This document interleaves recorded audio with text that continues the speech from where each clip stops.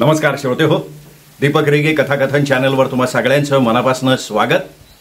श्रोते हो, आज तुम्ही ऐकणार आहात विजय कापडी सरांच्या 2 in 1 या नव्या कोऱ्या कथासंग्रहातली कथा. पण तत्पूर्वी तुम्ही जर आत्ता चॅनलवर पहिल्यांदा आला असाल किंवा अजूनपर्यंत चॅनल सबस्क्राईब केलेलं नसेल तर प्लीज चॅनल सबस्क्राईब करा. शेजारी घंटीचं चिन्ह आहे ते प्रेस करा. येणाऱ्या पर्यायातनं ऑल हा पर्याय निवडा. म्हणजे मी चॅनलवर कथा किंवा कादंबरीचा कुठलाही भाग अपलोड केला की ताबडतोब त्याचं नोटिफिकेशन तुम्हाला मिळेल तुमच्या हातातल्या तुमच्या मोबाईलवर. चला मित्र हो, सुरू करूयात. विजय कापडी लिखित खूबसूरत. प्रत्येक वास्तूला म्हणे एक शाप असतो. आमच्या मानव कल्याण हाऊसिंग सोसायटीला गुरखा न टिकण्याचा शाप आहे. आमच्या सोसायटीची इमारत तयार होऊन सभासद राहायला आले त्याला आज जेमतेम 1 वर्ष झालं असेल नसेल, पण एव्हाना 5 गुरखे येऊन हजेरी लावून गेलेत. थोडक्यात सांगायचं म्हणजे आपल्या भारतातल्या काही राज्यांचे मुख्यमंत्री सध्या ज्या वेगानं बदलतायत ना, थोड्याफार त्याच वेगानं आमच्याकडचे गुरखे बदलतायत. आमच्या मानव कल्याण हाऊसिंग सोसायटीच्या वर्किंग कमिटीचा प्रमुख कार्यवाह म्हणजे सेक्रेटरी मीच आहे. त्यामुळे गुरखा नोकरी सोडून निघून गेला की नव्या गुरख्याचा शोध घेणं, त्याचा इंटरव्ह्यू घेऊन त्याची पात्रता ठरवणं, त्याला त्याची कामं समजावून सांगणं आणि तो ती कामं व्यवस्थित पार पाडतोय का नाही हे बघणं, ही सगळी कामं मलाच करावी लागतात. शिवाय त्याबद्दल कोणा सभासदाची एखादी तक्रार असेल तर ती शांतपणे ऐकून घेणं, त्याला त्याबद्दल जाब विचारणं आणि शेवटी त्याच्यावर योग्य ती कार्यवाही करणं, म्हणजे त्याला काढून टाकणं. हे सगळे सोपस्कार मलाच करावे लागतात. तसं पाहिलं तर आजकालच्या हाऊसिंग सोसायटीत नेमण्यात आलेल्या गुरख्यांची कामं ठराविक असतात. इमारतीत कोणी ऐरागैरा घुसत नाही ना यावर लक्ष ठेवणं, पाण्याची टाकी सकाळी भरल्यानंतर मुख्य नळ बंद करणं, वेळोवेळी काढण्यात येणाऱ्या नोटिसा फिरवणं, ही एवढीच खरी महत्वाची कामं. पण आमच्या सोसायटीतल्या सभासदांचं इतर सोसायट्यांमधल्या सभासदांप्रमाणे एवढ्यावर समाधान होत नाही. सोसायटीच्या गुरख्यानं आपली काही खाजगी कामं करावीत अशी त्यांची अपेक्षा असते. त्या खाजगी कामाकरता वेगळा मोबदला द्यायचीही त्यांची तयारी असते.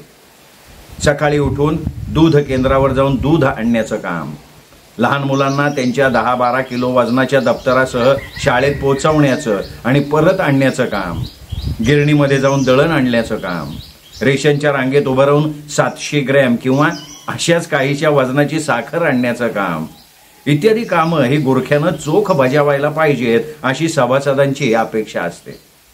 अर्थात ही कामं केली की आमदनी थोडीशी वाढते म्हणून गुरखे मंडळी सुद्धा उत्साहात कामाला लागतात.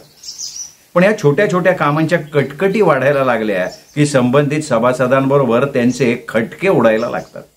आणि खटके उडायला सुरुवात झाली की ही सभासद मंडळी त्याच्या संबंधीची तक्रार घेऊन माझ्याकडे यायला लागतात. सोसायटीच्या पहिल्या गुरख्याविरुद्ध अशीच एक गंभीर तक्रार घेऊन दुसऱ्या मजल्यावरचा 8 नंबरचा शर्माजी माझ्यापाशी आला आणि म्हणाला, ये आपका गुरखा जो है वो बड़ा बदमाश है. I am not happy with him. ऐसा क्या हो गया शर्माजी? मी विचारलं शर्माला. त्यावर शर्माजीनं दीर्घ श्वास घेतला, छाती मोकळी केली आणि म्हणाला, मेरे लड़के को स्कूल लेके जाता है, त्याबद्दल मी त्याला महिन्याला 12 रुपये द्यायचं ठरवलंय.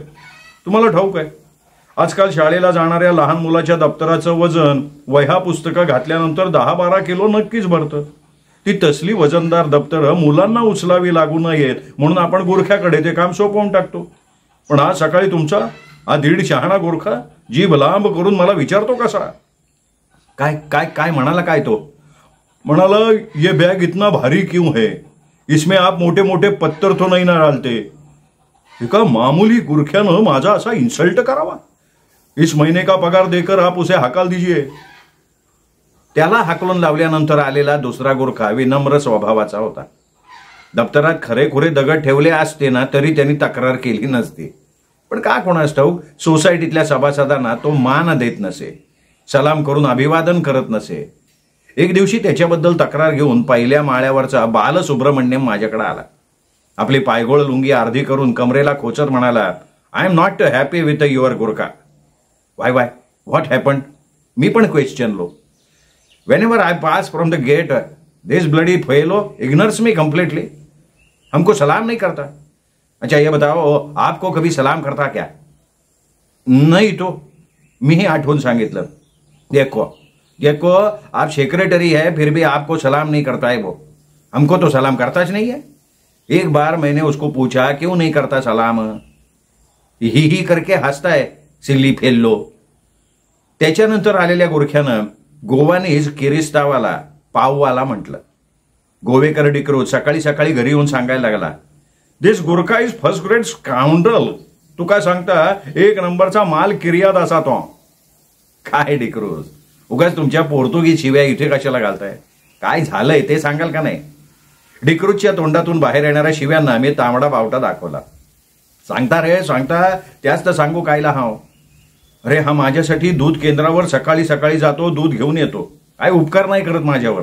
या कामासाठी मी दुधाच्या 2 बाटल्यांमागे महिन्याला 5 रुपये देतो त्याला. तसे काय सगळेच देतात म्हणा. तर काल रात्री पैसे घेताना मला हा म्हणतो कसा, म्हणे 5 रुपयात भागणार नाही, पगार 6 रुपये करा. मी म्हटलं का रे बाबा? तर म्हणाला, साहब महंगाई बढ़ गई है.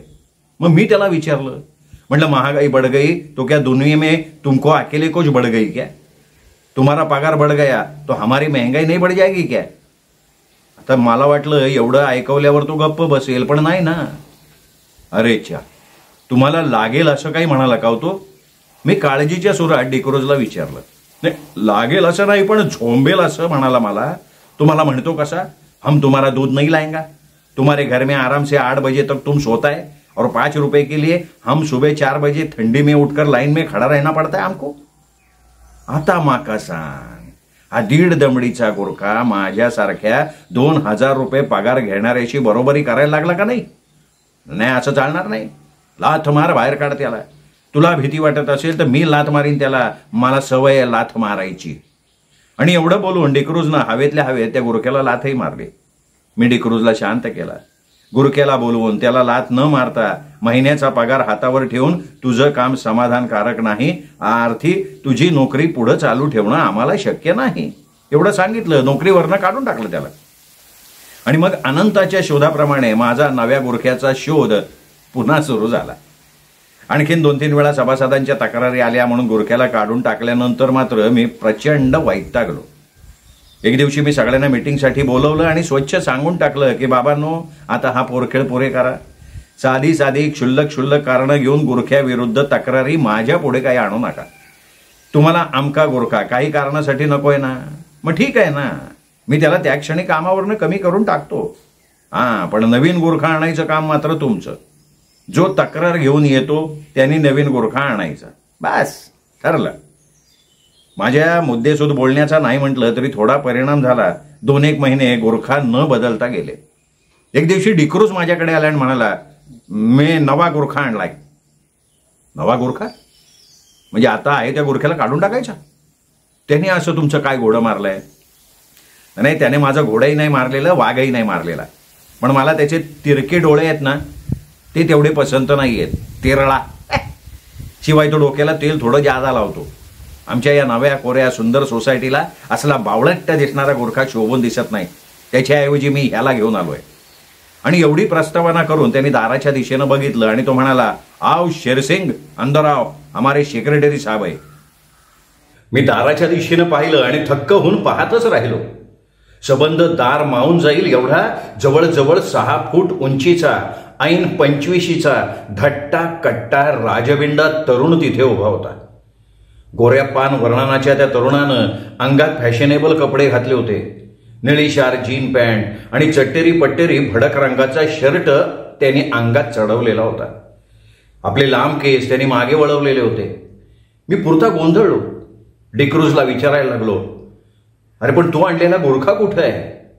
त्यावर हसून डिक्रूज म्हणाला, माका खबर आशिल्ले तू गोंधळतलो म्हणान. अरे हाच आहे शेरसिंग गुरखा. आता मला सांग, आमच्या हाऊसिंग सोसायटीला हा शेरसिंग शोभून दिसतोय का नाही? विचार, तुला काय त्याला विचारायचंय ते विचार. एखाद्या नटासारखं व्यक्तिमत्व लाभलेल्या त्या सुंदर पुरुषाला आपादमस्तक निहाळून आणि आवंढा गिळून मी विचारलं, तुम्हारा नाम क्या है? शेरसिंग साहब. शेरसिंग साहब? मी साबवर जोर देऊन आश्चर्याने विचारलं, शेरसिंग साहब नाही साहब, सिर्फ शेरसिंग. तो ऐस पैस हसत पुढे म्हणाला, साहब आप तो सेक्रेटरी है ना साहब, हम तो साधा शुधा गुरखा है साहब. शेरसिंग स ला श म्हणतोय हे माझ्या लक्षात आलं. मला डिक्रूजनं आणलेला तो शेरसिंग खूप आवडला. अहो, कोणालाही आवडावं असं त्याचं प्रसन्न देखणं खूप सुरत व्यक्तिमत्व होतं. आता प्रश्न एवढाच होता की या देखण्या आणि चिकण्या माणसानं मामूली गुरख्याचं काम कशासाठी स्वीकारावं. पण तो त्याचा वैयक्तिक प्रश्न होता नाही का. मी ताबडतोब डिक्रूजला न आवडणाऱ्या तिरळ्या डोळ्याच्या आणि डोक्यावर अधिक तेल घालणाऱ्या हरपाल सिंगला काढून टाकला आणि त्याच्या जागी या शेरसिंगाची नेमणूक करूनच टाकली. शेरसिंग नोकरीवर रुजू झाला आणि पहिल्याच दिवशी त्यांनी आपली उपयुक्तता आम्हा सगळ्यांच्या नजरेला आणून दिली. काय झालं, दुपारची वेळ होती. मी आपला ऑफिसला दांडी मारून घरीच होतो. जेवण करून थोडा आडवा झालो होतो. डोळ्याला डोळा लागणार न लागणार तेवढ्या दारावरची घंटा वाजली. बायकोनी दार उघडलं आणि काही क्षणात ती घाईघाईत आत आली आणि मला म्हणाली, अहो अहो अहो जरा उठताय का? का ग, काय झालंय काय? तिच्या आवाजातल्या काळजीच्या सुरानं मी पण घाबरलो. अहो, आपले ते 13 नंबरचे शंकरराव आहेत ना, शंकरराव. काय काय झालं काय शंकररावांना? मी घाईघाईत विचारलं. नाही नाही, शंकरराव ठीक आहे तो, पण त्यांची मुलगी, काय झालंय त्या मुलीला? अहो ऐका ना खरं, मध्ये अडवू नका हो मला. अहो, त्यांची मुलगी घरात अडकली आहे. घरात अडकली आहे? पण कशाला अडकली आहे? अहो, अडकली आहे म्हणजे आत राहिली आहे. मग ती बाहेर काय येत नाहीये? अहो, तिला बाहेर येता येत नाहीये. हा, एवढ्या मोठ्या मुलीला दार उघडून बाहेर येता येत नाही? मोठी नाही हो, मोठी गेली आहे कॉलेजला. ही धाकटी, ती 3 वर्षांची आहे ना, ती. हा हा हा, म्हणजे मोठीच्या पाठीवर बऱ्याच वर्षांनंतर झालेली ती छोटी म्हणतेस होय तू? होय हो, ती छोटी. बरं मग तिचं काय? अहो, ती घरात अडकली आहे. शंकरराव आणि त्यांची बायको कामाला जातात, मोठी गेली आहे कॉलेजला. अगं पण त्या छोटीला बघायला शंकररावांची आई आहे की त्यांच्या घरात? अहो, त्या आईचं वय फार झालंय हो. छोटीला सांभाळणं तिला नाही जमत आता. आणि आज मग छोटी कसला तरी हट्ट करत होती म्हणून आई आली बाहेर ती. आणि अहो, वाऱ्याने एकदम दरवाजा बंदच झाला की. शंकररावांची आई राहिली बाहेर आणि छोटी राहिली आतमध्ये. तिला काही आतनं दरवाजा उघडता येत नाहीये. अहो, शिवाय त्यांची ती लॅचची किल्ली ती सुद्धा आतच अडकली. अहो, ती छोटी रडून रडून आकांत करते हो. अरे बापरे, मग आता आपण काय करायचं? अहो, हे तुम्हाला अंथरुणात बसून कसं सुचेल? तुम्ही उठा आणि काही करता येतोय का ते बघा ना आधी. मी उठलो, शंकररावांच्या ब्लॉकच्या दिशेनं निघालो. शंकररावांच्या दारासमोर सोसायटीतल्या बायकांची ही गर्दी जमलेली. त्यांच्यात आपापसात इतकी कावकाव चालली होती की आत अडकलेल्या छोटीचं रडणंच ऐकू येत नव्हतं. मी पुढे झालो, सगळ्या बायकांना कावकाव बंद करा म्हणून विनंती केली. तेवढ्या शर्माजींची धर्मपत्नी मला म्हणाली, आप कैसा भी करके दरवाजा खोलिए, बच्ची बहुत रो रही है, रो रो के कहीं बेहोश न हो जाए वो. 6 नंबरच्या पटवर्धनांची बायको मुत्सद्दी आवाजात म्हणाली, तुम्ही खाली जाऊन सुताराला आणाल का हो? सुताराला? सुताराला कशासाठी बुवा? अहो, दरवाजा फोडायला सांगू ना त्याला, ती उत्साहात म्हणाली. मग मी धडाधडा जिना उतरून खाली गेलो. शंकररावांच्या ब्लॉकची मागची बाजू इमारतीच्या उजव्या बाजूला येत होती. मी त्या दिशेने गेलो. मान वर करून बघायला लागलो. शंकररावांच्या गॅलरीचं दार उघडं दिसता माझा जीव थोडा भांड्यात पडला. आता कुणीतरी 2 मजले वर चढून गॅलरीच्या दरवाजापर्यंत पोहोचला असता तर त्याला आत शिरून घरात प्रवेश करणं सहज शक्य होतं. पण मुख्य प्रश्न हा होता हो की कसलाही आधार नसताना 2 मजले वर कोण आणि कसा काय चढणार? नेमक्या त्या क्षणी मला नव्यानं कामावर लागलेल्या शेरसिंगाची आठवण झाली. मी धावत त्याच्या खोलीच्या दिशेनं वळालो. तो वाटेत त्याच्याच अंगावर आदळलो. शेरसिंगनं मला तशाही अवस्थेत एक कडकडीत सलाम ठोकला आणि म्हणाला, शलोम साहब, सेक्रेटरी साहब बहुत हंगामा मचा आहे. मी घडलेला सगळा प्रकार त्याच्या कानावर घातला. शंकररावांच्या ब्लॉकच्या गॅलरीचा उघडा दरवाजा त्याला अंगुली निर्देश करून दाखवला सुद्धा. त्याबरोबर शेरसिंगचा चेहरा चमकला आणि तो चट्ट दिशी निघाला. पण इमारतीच्या ड्रेनेजच्या पाईपवरनं तो चित्त्याच्या चपळाईनं वर चढायला लागला. शेरसिंग दुसऱ्या मजल्यावरच्या ड्रेनेजच्या पाईपावर निघालाय हे कुणीतरी वर जाऊन बायकांना सांगितलं. त्याबरोबर घाईघाईत बायका खाली आल्या. अहो, मान उंच करून करून शेरसिंगाकडे कौतुकानं बघायला लागले. काही क्षणात शेरसिंग दुसऱ्या मजल्यावर पोहोचला. तिथून शंकररावांच्या गॅलरीत उडी मारून प्रवेश मिळवायला त्याला वेळ नाही लागला. तो घरात शिरल्याचं बघता सगळ्या बायकांचा लोंढा तिथून निघाला. तो थेट ब्लॉकच्या दर्शनी दाराजवळ जाऊन उभा राहिला. 2-1 मिनिटाचा अवधी उलटला असेल तेवढ्यात आतनं दार उघडलं गेलं आणि हातात रडणाऱ्या छोटीला घेऊन शेरसिंग सिनेमातल्या हिरोप्रमाणे ऐटीत बाहेर आला. सगळ्यांना हायसं वाटलं. शेरसिंगच्या रूपानं जणू देव मदतीला आला असंच सगळ्यांना वाटलं. आणि अशा रीतीने शेरसिंगने आल्या आल्या सोसायटीतल्या सगळ्यांची मनं जिंकून घेतली. दिवस जात होते. शेरसिंग सोसायटीच्या गुरख्याचं काम व्यवस्थित पार पाडत होता. कुणाची त्याच्याबद्दल तक्रारच आली नाही. 2 महिन्यांचा अवधी उलटून गेला तरी सोसायटीच्या दाराजवळ सकाळी आणि संध्याकाळी ठराविक वेळेला उभा राहून आपल्या गमत्या आवाजात शलाम शाब असं म्हणायला लागला. अहो, शेरसिंग अशी नुसती एक हाक मारली ना की तो धावत हजर व्हायचा. त्याच्या आधीच्या गुरख्यांना कामाकरता बोलवण्यासाठी त्यांच्या नावानं शंख शंख पृथक पृथक करावं लागत असे. बऱ्याच वेळानं मग ते अत्यंत कंटाळवाणा चेहरा करून समोर येऊन उभे राहत असत. पण शेरसिंगची गोष्ट वेगळी होती. त्याचा प्रसन्न हसरा चेहरा बघून बऱ्याच वेळा त्याला काम सांगायचं सुद्धा राहून जात असे. 1 एप्रिलच्या दिवशी त्याला फूल करण्यासाठी शर्माजीच्या मुलानं आपल्या दप्तरात वह्या पुस्तकं घालताना स्वयंपाकघरातला वरवंटाच दडवून ठेवला. शेरसिंगनं सुरुवातीला त्याबद्दल चकार शब्द नाही काढला. अर्ध्या वाटेवर दप्तर नेहमीपेक्षा जड लागत असल्याचं लक्षात येताच कसला तरी संशय येऊन त्यांनी दप्तरात हात घातला आणि आतला वरवंटा घेऊन उलट्या पावलांनी धावत धावत तो शर्माजींच्या घरी आला आणि म्हणाला, ओ आपका बच्चा मेरी शरारत करता है बहुत. इसके अलावा आपके श्रीमती जी को खाना बनाने में तकलीफ होगी आज. ये बात उसके ध्यान में नहीं आई ना. बड़ा होने के बाद जब उस खुद की श्रीमती जी आएगी तब उसको सब पता चलेगा. आपका बच्चा अकल का कच्चा. आणि दिलखोलास हसून तो परत धावत धावत निघाला. रात्री दुसऱ्या दिवशीचे दुधाचे पैसे गोळा करायला तो यायचा तेव्हा त्याच्या हातावर पैसे ठेवून मी त्याची वास्तपुस्त करत असे. क्यों शेरसिंग, कैसे हो? मुझे में है शॉप. तो सलाम ठोकून सांगायचा. खाना हो गया. मी त्याच्या जेवणाची चौकशी केली तो चढदिशी म्हणायचा, हो गया साहब. तुम्ही खाना बनाते हो? हाँ साहब, अपना हाथ जगन्नाथ होता है ना साहब. तुमको आता है खाना बनाने को? क्यों नहीं आएगा साहब. क्या बनाते क्या हो? दाल रोटी दोनों बनाता हूं साहब. अच्छा बनाते हो क्या? साधारण बनाता हूं साहब. आणि हुडहुडी भरल्यागत हसत तो पुढच्या ब्लॉकच्या दारावरची घंटी वाजवत असे.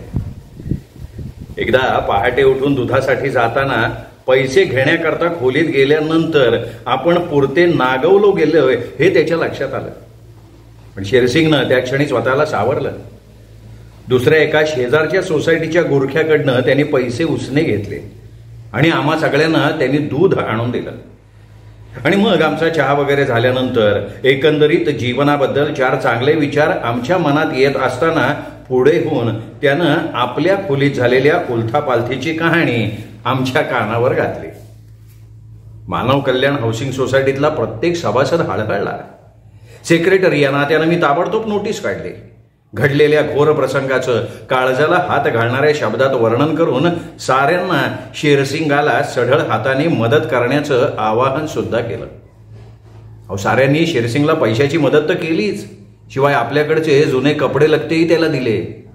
अर्थात शेरसिंगच्या आडमाप देहाला आमच्यापैकी कोणाचे कपडे आले नाहीत ही गोष्ट वेगळी म्हणा. त्याचं अंथरूण पांघरून चोरीला गेलं म्हणून काही सभासदांनी त्याला आपल्याकडच्या जुन्या चादरी दिल्या, भांडी दिली, अहो स्टोव सुद्धा विकत घेऊन दिला. त्याचं सगळं सामान आता व्यवस्थित राहावं म्हणून एक छोटी पत्र्याची ट्रंक सुद्धा कोणीतरी दिली. शेरसिंग या प्रेमानं भारावलाय. त्याचे मोठे मोठे गहिरे डोळे भरून आले आणि लहान मुलासारखा हिमट्या काढून काढून तो रडायलाच लागला. त्यानंतर 8-10 दिवसानंतरची गोष्ट. दारावरची बेल विलक्षण कर्कश वाजली. मी जागा झालो. बाहेर अद्याप उजेडलंही नव्हतं. इतक्या लवकर शेरसिंगनं दूध आणलं का काय असा विचार करत मी दार उघडलं आणि दुधाची बाटली घेण्याकरता हात बाहेर काढला, पण माझ्या हाताला दुधाची थंड बाटली लागलीच नाही. कुणाचा तरी हात लागला माझ्या हाताला. मी चमकलो, डोळे उघडले. समोर बघितलं तर माझ्या समोर सगळे सभासद उभे होते. मला काही कळेना ना, ही सगळी मंडळी पंच उशक्काले कशासाठी आली असावी काही लक्षात येईना. तेवढ्यात एक नंबरचा पटवर्धन पुढे आला आणि म्हणाला, अहो अहो तुमच्या शेरसिंगानं आम्हा सर्वांच्याच तोंडाला पानं पुसली की हो. म्हणजे मी सगळ्यांची तोंड बघत विचारलं. आमची तोंड काय बघताय तुम्ही? अहो तुमचा शेरसिंग पळाला की तो आपले सगळ्यांचे कालचे दुधाचे पैसे घेऊन पळालाय. आणि काय हो, तुम्ही त्याला या महिन्याचा पगार दिला होता का? पगार? अहो ना, काल रात्री सगळ्या दुधाचे पैसे गोळा करून झाल्यानंतर तो माझ्याकडे आला. मला म्हणाला पैसे थोडे गावाला पाठवायचे, पगार 2 दिवस आधी द्याल का? मी देऊन टाकला हो त्याचा पगार. चला, म्हणजे पगाराचे पैसे पण गेले. नाही पण तो पळाला आहे नक्की आहे का? त्याच्या खोलीत बघितलं का तुम्ही? कदाचित इथे जवळपास कुठेतरी गेला असेल तो. त्याच्या खोलीत चिटपाखरू नाहीये हो. आणि जवळपास गेला असता तर सगळी खोली लख धुवून पुसून कशाला गेला असता तो. सगळं सामान म्हणजे आम्ही दिलेले कपडे, अंतरा पांघराच्या चादरी, पाने, स्क्रूड्रायव्हर इतकंच नाही, खोलीतला दिव्याचा बल्ब सुद्धा घेऊन पळाला ते.